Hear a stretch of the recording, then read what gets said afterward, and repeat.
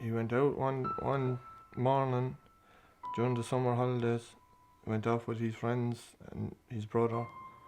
He came back that evening and his eyes were all running and his nose was running and he had a pain in his head. And he used to suffer from hay fever and sinuses and stuff. So Jane said to him, "What were you doing?" "Oh, sure, I was above with the lads lying on the grass." "You were lying above in the grass, now you're after setting off your sinuses now and your hay fever again." My father found a pea-sized lump at the top of his leg in April 2015, and he went to the doctor the next day, and within 2 weeks he was in hospital, and they had referred him to an oncologist in Waterford, and then he was referred to Kappa to have it removed. It was lying on his artery, but his artery had made its own bypass around it for the blood to still circulate. So this is what confused him. He was told he had cancer, but at this stage they still didn't know it was sarcoma, and they didn't know how severe it was until they removed it, and then they sent it away to be analysed. And then we were told he had sarcoma. But we didn't know what sarcoma was. To us, cancer is cancer. It was just another name on a different kind of cancer. David was diagnosed in April 2014. He actually started suffering with a pain in his chest in May 2013, and I took him to the GP. We got a letter to go and have an x-ray done in the hospital. We had the x-ray done, and they came back and said that the x-ray was fine, but he still continued on and off. He would have pain, he could have it today, he mightn't have it for weeks, and then it would just come back. 11 months later, he came in one day, he was doing a PLC course, and just didn't feel well at all, and was just a very funny grey colour. And I thought, okay, David, into the car, we need to go, you're not well. Mum was sick over Christmas, and we just thought it was like a vomiting bug. That's what we thought. And like she was coughing and that, but it just seemed like my mum worked with children, and we just thought, working with children, you pick up things, and we just thought that it was normal. Like, she had aches in her leg. Like, I remember we went up to Dundrum shopping, and Mum had to keep sitting down. She was like, "I feel real fluey, like my legs are hurting." But at the time we didn't know, but that was the cancer. It was paralysing her. It was taking over. So she went and got blood tests because she just wasn't getting better. Then it showed up that her white blood cells, it showed up that there was something there. So she had to go and get checked. So we brought her for an MRI. He got sick at home one evening. We were watching a film, and he went down to the toilet and came back up and didn't come back in. We had it on pause, and I shouted for him to come back in, and he was just sitting in the chair in the kitchen, and his stomach was just in a total spasm. So I rang the doctor, the off-call doctors, and they actually got me to look at his nails. They thought it was a heart attack he was after having, but it wasn't. And then they thought it was a kidney stone. So the ambulance was called, and I remember going into the back of the ambulance, and the three lads were small. And they were just there standing, looking at us going away. It was the first time anything like that ever happened to us. So that was heartbreaking. But when we went to the hospital, then they did tests, and I remember I stayed in the hospital all day with him, and they never came back with the results. They were waiting for the results. So I was just on my way home, and he rang me and said the doctor came in, but he'll be in the morning.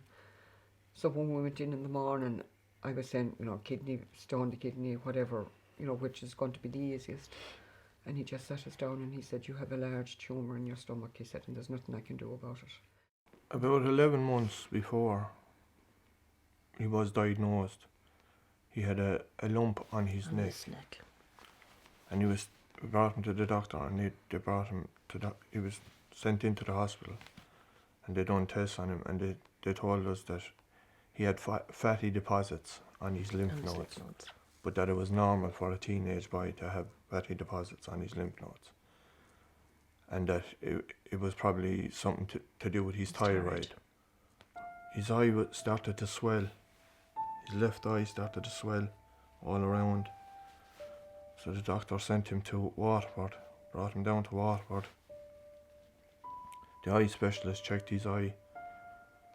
He said that found something at the back of his eye. So he was sent for A a biopsy. biopsy then. And by the time the biopsy was done, his eye was practically hanging out of his head. They were talking about stitching up his eyelid to hold in his eye.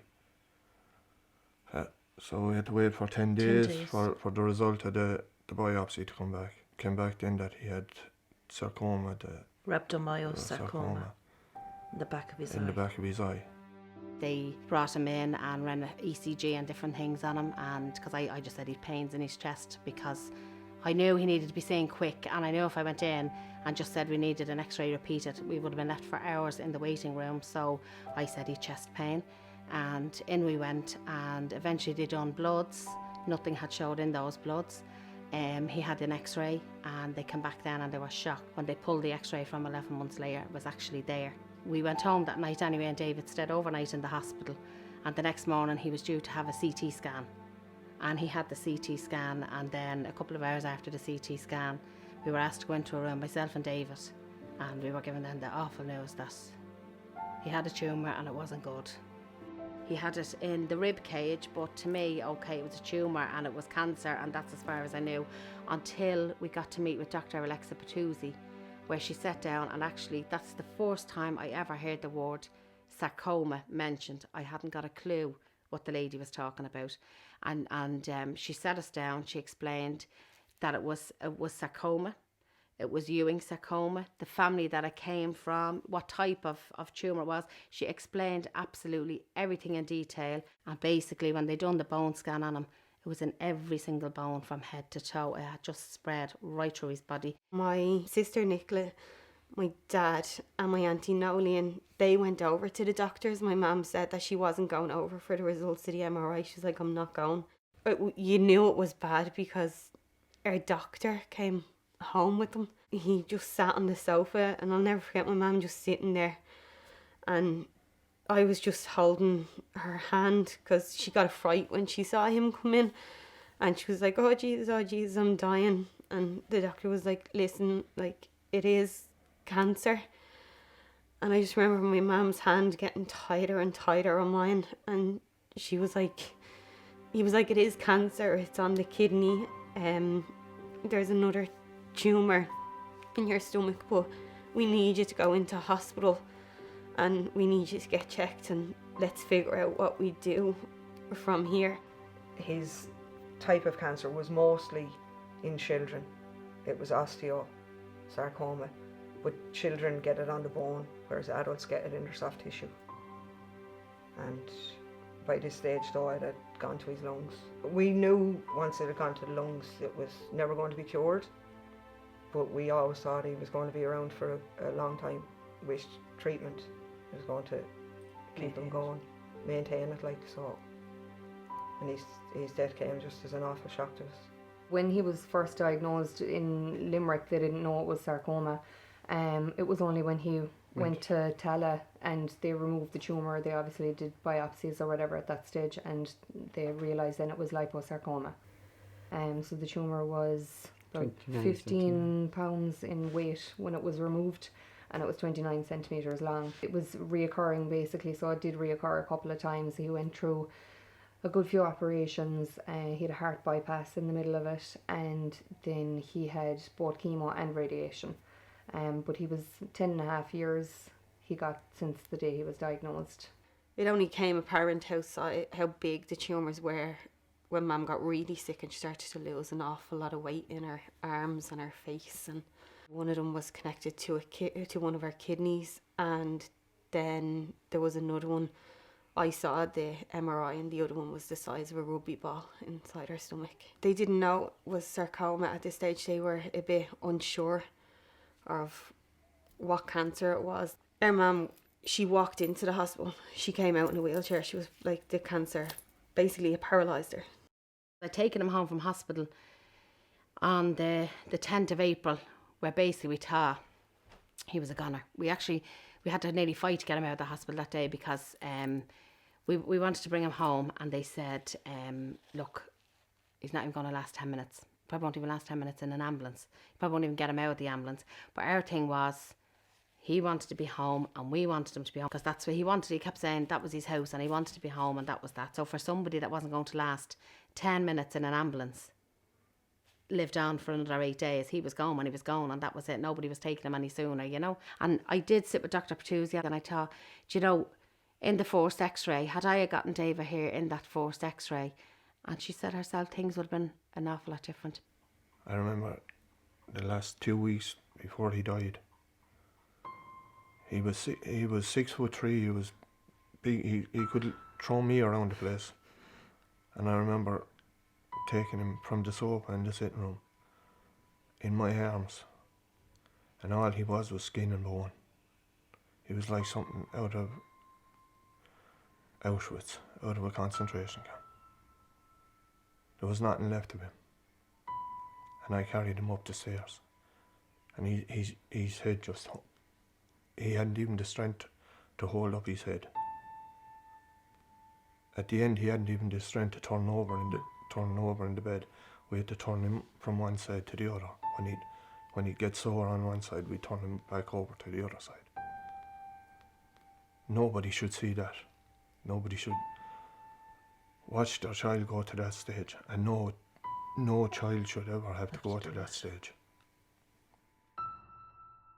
I don't think there's enough understanding of what causes sarcoma. Or, like, is it your diet? Is it your lifestyle? Because my father was always healthy. Yeah. Always.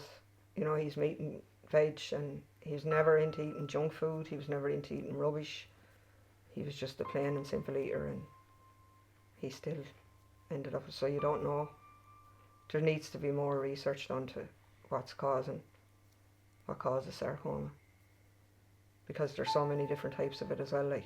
I've never witnessed a cancer so powerful and so fast, and to completely take everything away from one person, like in a matter of months. Like it literally, like, Mum died on the 23rd of April, so it was literally 2 months that she was diagnosed with cancer, not even their sarcoma, and it had taken her. He fought until the very last minute. I mean, even the last weekend we were in the hospital with him, he just kept saying no, he just wanted to go home.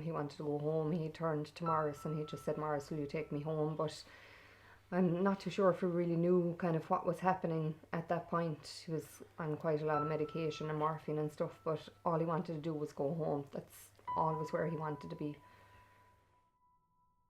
My name's Neve and I'm 25. I was first diagnosed on the 9th of December 2015. Well, I first noticed the lump in probably about May 15. I went to the doctor and she kind of thought it was just a cyst. I didn't go back to the doctor, and so it was September by the time I went back. I couldn't really see the swelling. I could in a way compared to my left leg, but it was family members that were going, Neve, it's getting a bit swollen now. So I went to the doctor and he referred me to get an MRI and then referred me to a surgeon in the sports clinic. He seen the scans and gave me a phone call and said he didn't deal in my condition. So I kind of knew there was something behind it. Never led to sarcoma. There was always, the word cancer was there, but there was never sarcoma, never heard of it before. My surgeon had said that if the tumour didn't reduce in size, it was too close to my knee for him to be able to take it out without amputation. To get cancer is terrible. To get a rare form of cancer that only affects 250 people in Ireland a year, it's scary. Who do you go to? How to get the right doctors? As I said, I was lucky. I got all my right doctors one after another, and it's the reason I'm sitting here today, hopefully a year cancer free. Sarcoma's hard in a way that if you don't catch it in time, it's so aggressive, it'll spread, and once it spreads, that's it. You kind of don't have, you've no comeback from it then. So my advice would be definitely anything at all, any little lumps, you don't feel right, go get it checked.